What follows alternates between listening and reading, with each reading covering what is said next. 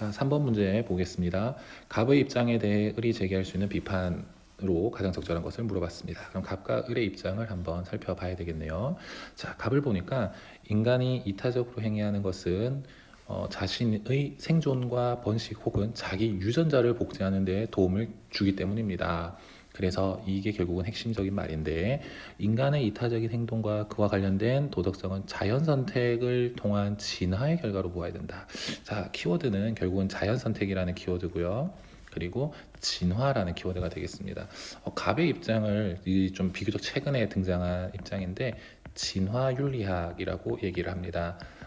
선생님도 여기에 상당히 많은 관심을 가지고 있는데, 다윈이라는 어떤 이 생물학자이자 철학자의 사상에 많은 영향을 받았습니다. 그래서 인간의 도덕성이라는 것이 공자가 얘기하는 것처럼 본래 타고나는 것도 아니고, 그렇죠? 그리고 뭐 칸트가 얘기하는 것처럼 우리의 어떤 이성에 따른 추론 또는 뭐 실천 이성에 따른 명령으로 해석하는 것이 아니라, 그냥 우리가 좀 살기 위해서, 우리가 생존하기 위해서 지금까지 환경에 적응을 해 왔는데, 그 적응을 해 오는 과정에서 이제 생겨난 것이다라고 얘기를 합니다. 진화 윤리학과 관련돼서는 재밌는 주제들이 아주 많이 있습니다. 예를 들어서 인간의 진화에서 가장 좀 대표적인 진화라고 볼 수 있는 건 뭐냐면, 인간이 다른 동물과 다르게 손을 사용하고 직립보행을 한다는 겁니다. 직립보행을 하기 때문에 손을 사용할 수도 있는 거죠.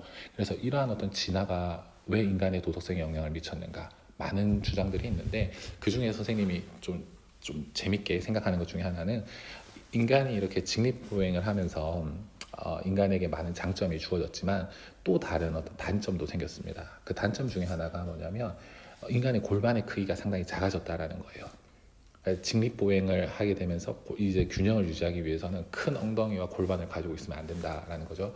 그래서 인간의 골반의 크기가 작아지면서 어떤 안 좋은 점이 생겼냐 하면, 인간이 대체로 사람은 임신을 하게 되면 총 10개월 동안 아기를 배에 품고 있다가 출산을 하게 됩니다. 근데 실제로 갓 태어난 아기는 아무것도 할 수가 없어요.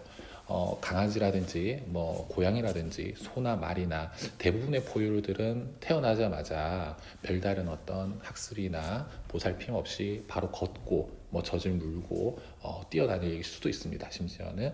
근데 그거에 비해서 인간은 걷기 위해서는 약 1년의 시간이 필요하고요. 그리고 혼자서 뭔가 자립적으로 뭔가 행동을 하기 위해서는 적어도 3년이 필요하다라고 얘기를 합니다.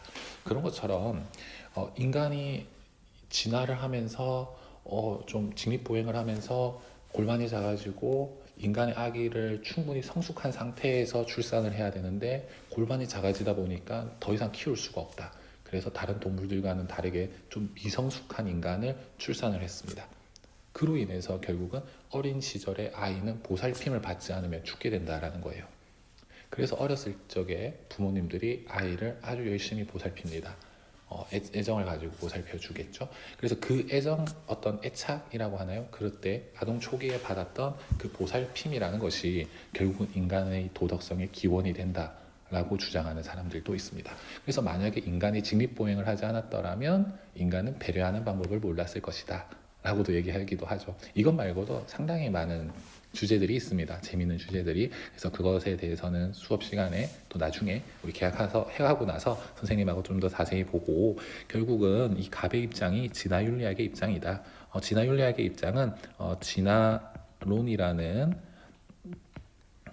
자연과학이죠. 이건 일종의 자연과학과 우리가 배우는 이 윤리학을 결합시킨 것이다 라는 것 정도만 일단은 알고 넘어가겠습니다. 자, 을을 보니까, 을은 인간이 이타적으로 행위하는 것은 그 행위가 자신과 타인에게 옳은 것이다 라는 겁니다. 그래서 이런 판단에 의해서 이런 행동을 한다. 그래서 얘기를 보니까 인간과 인간의 도덕성을 자연과학적 탐구 방법으로 설명하려고 해서는 안 된다. 결국은 이 자연과학적 방법, 아까 전에 갑의 입장에 따른다면 진화생물학이 되겠죠. 진화생물학의 입장에서 이렇게 제시해서는 안 된다라는 겁니다. 그래서 갑의 입장을 정면으로 비판을 하고 있죠. 실제로 문제는 어렵지 않습니다. 1번에서 5번까지 쭉 읽어보면 좀 언어 영역 문제를 푼다 생각했을 때 5번이라고 답은 쉽게 나옵니다. 그렇죠? 그런데 앞에서 1번, 2번, 3번, 4번의 내용을 보면 이 각각의 내용들이 이타적 행위는 생물학적 적응의 산물이다. 당위의 영역을 사실적 차원에서 접근해야 될 필요가 있다. 그렇죠? 개인의 주관적 도덕적 판단은 과학을 통해서 객관성을 획득할 수도 있다. 그리고 인간의 특성이나 윤리적 문제를 철학적 방법으로 이해하는 것은 좀 불가능할 수 있다라는 건데 이 중에서 제일 중요한 건 바로 2번입니다. 2번. 2번. 2번에서 당위 영역이라는 것은 아까 뭐였죠? 우리가 무엇 해야 된다, 해서는 안 된다라는 거죠. 그래서 규범 윤리학의 영역입니다. 그런데 이 사실적 차원이라는 것은 뭘까요? 인간이 이렇게 진화했다. 진화론의 입장이죠. 진화했다라는 건 진화해야 한다가 아니라 이렇게 진화했다라는 거죠. 그래서 사실이라고 얘기를 합니다. 사실은 이 문제에 대해서는 나중에 자연주의적 오류라는